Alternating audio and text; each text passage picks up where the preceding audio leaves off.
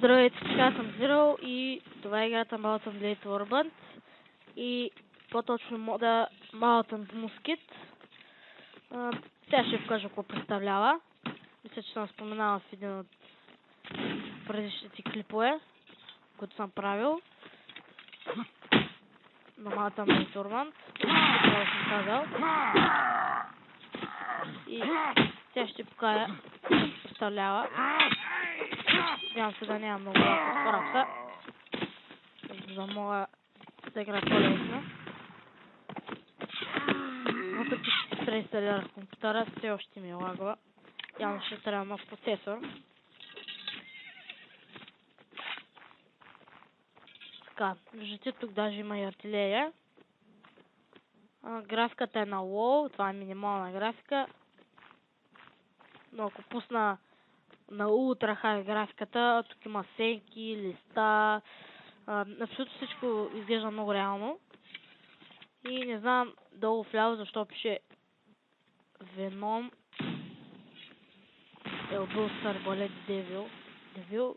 Не знам точно защо, може би защото преди малко играх на Native и все още не са се сменили настройките. Явно за това е.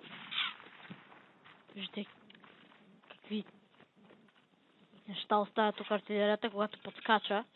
Когато се удари гюлето, не се удари директно в земята, то отскача няколко пъти. Може да се разруши къщата, или по-точно тази стена, може да се разруши.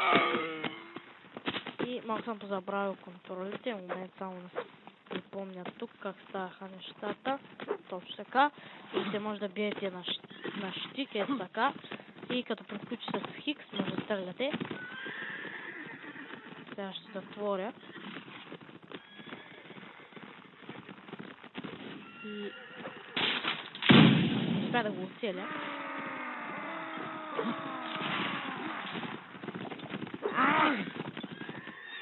Изглежда ще влязат вътре в къщата. Вие тук сме се защитили. Не съм много добър на тази игра, но по-добър съм на Native. Ще артилерията удари стената. Не се видя, но се чу. Надявам се да се чувам добре. Тъй като съм пуснал звука.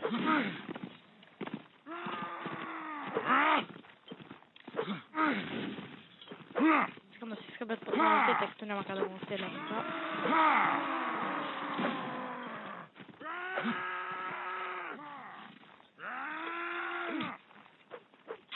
Така, да видим да искам да ме бих един в гръб. Сега ще се върте така, за да не ме оцеля. Ако ми е бавна мишката. Така виждате блок. И не разсече един конник в гръб. Обаче, понеже има ботове, аз се спълнах отново. Така и сега, докато е в момента, го ръгвате, тъй като е безпомощен. Пълнат играча, когато падне се от коня.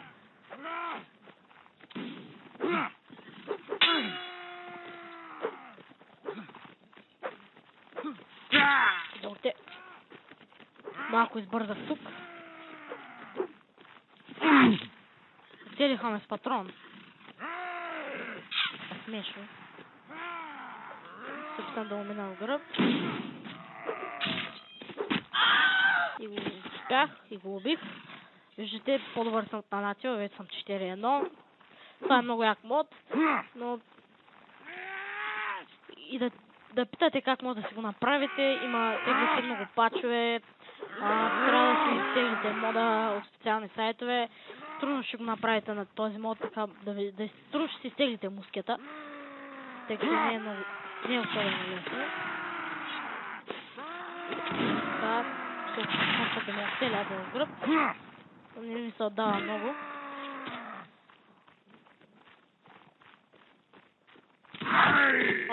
Къде подявате ме застреляха? Не знам точно откъде ме застреляха. Девил ме застреля, сега ще го видя къде е. Аз съм бил жив. И съм заклещен. Поправих се. Така. Ще Нахвана и този в гръб.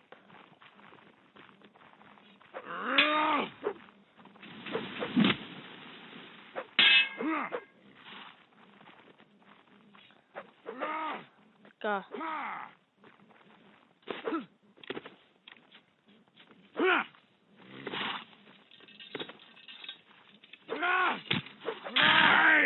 Охо, видяхте само.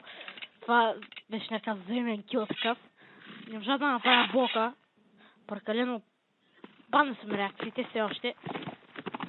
Тъй като снимам сутринта. И сега около 7-8 часа. Не знам точно и още съм се събудил.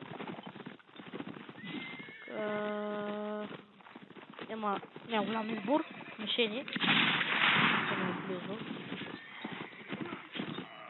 Там. Този гаден конник. Ще се бори с му, коне влезе чак вътре.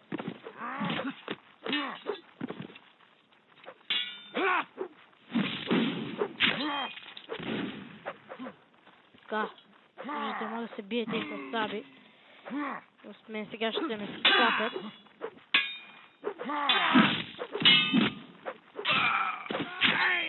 Също не, успяха да ме убият.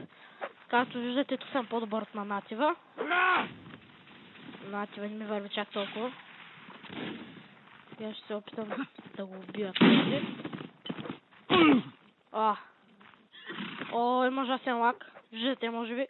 Не знам от какво става това. Прави се. И този кон за малко да ме разсече в гръб. Но за моя щастие не ме оцели. Отново този лак се появи. Не знам от какво точно ми идва. И по дяволите нещо бъгна. Аз го оцелих, но не знам защо не го убих. Тоест, иска да кажа наръга го, но като много съм жив, някаква идиотска причина. Тъй като все още има живи ботове. Така. Сега този ще искам да го убия. По дяволите. Има ли още ботове? Няма, за жалост. Не можах да видя просто нещо ме лага от фарапса този път и не можах да го убия. Да. Това беше накосан да оцелят мен. Така, виждате, може да се презарежда, но презареждането е ужасно бавно. Само гледайте колко време ще ви отнеме. На различните пушки може да ми ви отнема по различно време. Така. Виждате, може да се пресиляква, но сега не искам да го правя.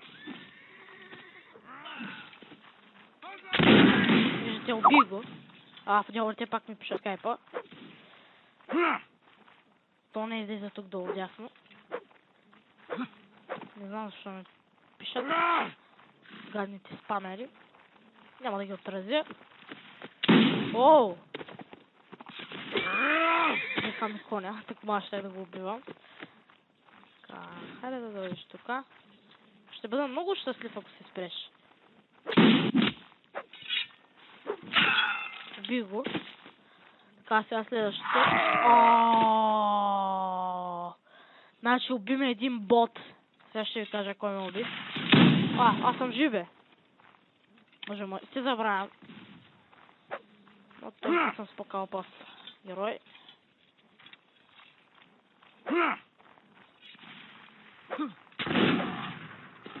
Сега идва наред този да го убия. Или поне се надявам, че ще успея. Той се ставя. Ти се правят по-трудно блокове с ставята. Е така, настрани. Не, с муските. Ще ми бие с мускет. Значи ще трябва да го убия.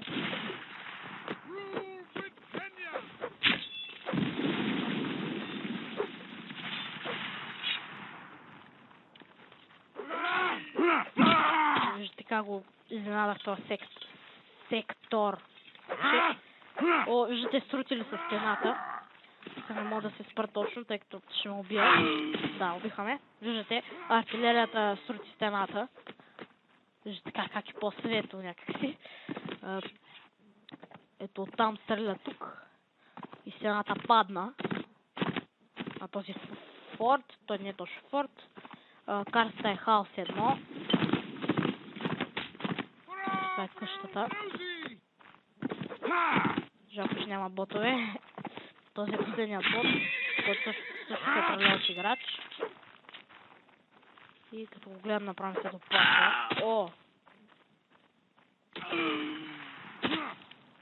Браво на нашият. Също те са двама. Сега ще кампят къщата. Като този тъп артилерист стреля. Тоест той не е тъп, той си е умен. Обаче моите са тъпи. От къщата няма такова разстояние, освен ако не е някакъв ръшен егър да стреля.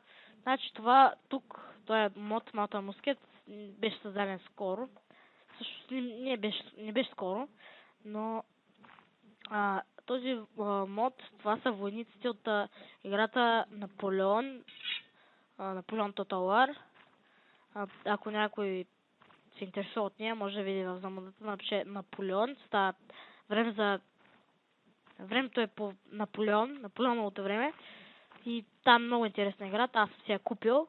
В момента играя в мултиплеер. За жалост компютъра ми засича и не мога да играя с повече от 2 на 2. Някой играе играта в момента, ще знае за какво става за какво горе. И артилериста умря. Те си цена са. И мисля скоро да приключвам този геймплей. Да, сменят картата.